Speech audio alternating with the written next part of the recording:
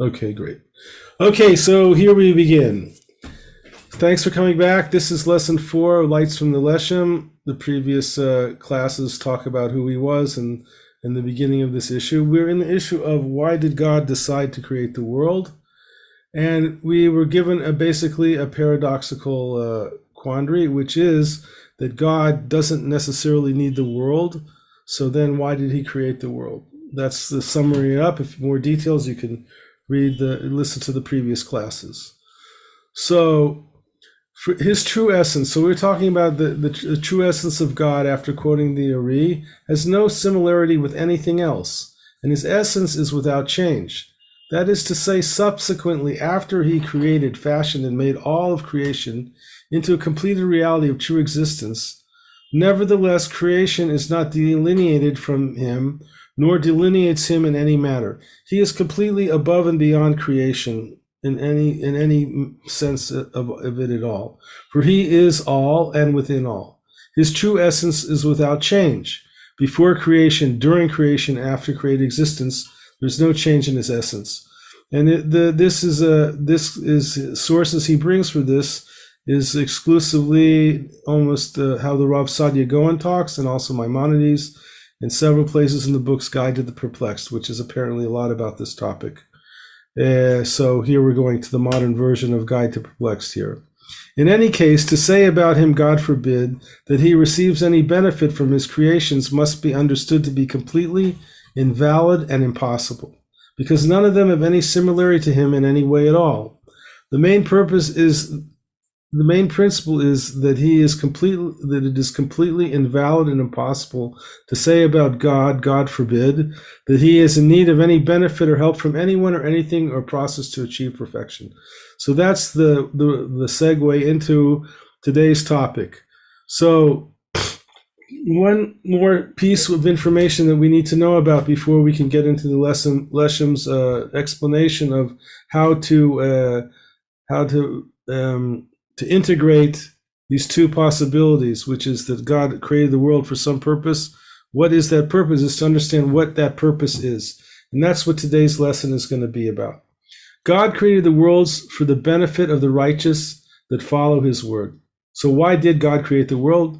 It is written, all that God made is for his own sake, which in Hebrew is l'manehu.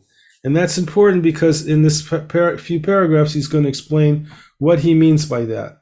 Also, there's a blessing which is said under the wedding canopy, which is all was created for his honor. Hakol bara lichvodo. God created everything for his honor. So then the answer is basically that God created the world for his honor. Now we have to understand what that means. What is God's honor, and what does that mean? So the intention of these statements is not that he did so for his benefit or his favor. It's like, oh, I'm doing this so that everybody thinks I'm a big, great guy, right? Because God has no need for anything like that. God forbid. Rather, the intention is deeper than that. He established all of reality in order to reveal his light to others and to bestow his honor upon others. So when he said the world was created for God's honor, the real meaning is we created for God's honor in order for him to bestow this honor upon those who are worthy to receive it. For the revelation of his light and honor itself, as itself, is the delight, pleasantness, brilliance, and splendor provided for all those who are worthy of adhering to him and joining with him. So anybody who merits to get close to God through worshiping and doing his commandments and studying his Torah, that itself is the reward and delight and the honor of God, and that is the reason why he created the world. He himself is the essence of all pleasantness, splendor, and delight for all the life in the world to come. And now the Leshem briefly explains to us a bit about what the world to come is about, which meaning the afterlife, correct? And he says like this.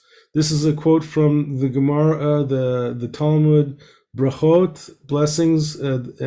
Forget which page. It's not. It says here in the footnotes. If you can read this later when you're reviewing. As it is explained, the world to come is not like this world. In the world to come, there is no eating, no drinking, no procreation, no business negotiations, no jealousy, no hatred, no competition. Ready to sign up for this? Sounds great, huh? Rather, the righteous sit with their crowns upon their heads, enjoying the splendor of the divine presence. So they sit and enjoy the splendor of the divine presence. So what are these crowns upon their head? These crowns are the lights of the Torah and mitzvot. They are required in this world. In this world, you create these crowns, and then these lights become the crowns on the heads, received by each person according to his deeds.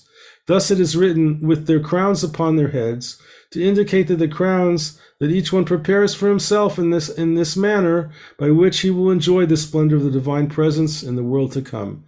As it says, and they gazed upon God, and they ate and drank, which is referring to the next world, the enjoyment in the next world.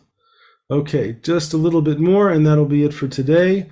Just summing up so far what we said. Thus we see that the light of the divine presence itself, which is God's honor, for those who merit it will gaze upon it. This itself is the splendor and pleasantness of the entire world to come. Thus the meaning of the quote from Proverbs, all that God made is for his own sake. What does that mean? It means for his light. He created the world for his light, in order to bestow it upon those who merit to receive his light. That will be revealed to those who deserve and receive it. And this is actually the simple explanation of what's called the Targum Yonatan. Targum Yonatan is a translation into Aramaic of the text of the Torah. And I'm not going to get into that here. It's beyond the scope of the text. But the translation of the words for his own sake is translated in that translation into Aramaic as for those that listen to him, which for his own sake, to those that listen to them, it's a pretty big jump. But that's an understanding that goes way back. It's not just something recently that the Leshem is referring to. That's the amazing thing about the Leshem. What he does a lot is that he explains things that are really there from way back. It's just he's bringing them out. It's not that occasionally he makes his own chidushim, his own new ideas, but he's just putting them in a nice order for us. Anyway, so thus concerning that which is written, all that God made is for his own sake, can be basically translated, I use the word coinage here, I don't remember why. It can be understood as saying all was created for his honor. Not for his own sake means his honor. And what does his honor mean? The intention was not for his benefit or his favor, God forbid. Like we said, God doesn't need to have honor. He's God, right? Rather for the benefit of the righteous. And that's the way the Targum renders it from the verses of the Proverbs. Again, how does he say? He translates it as for those that listen to him. Okay, so that's it for this lesson. Next time we'll start again back to the actual question and the necessity to resolve this conflict. And then the class after that will actually get into the Leshem's brilliant conclusion about this. So that's that. Thank you so much for joining us. And now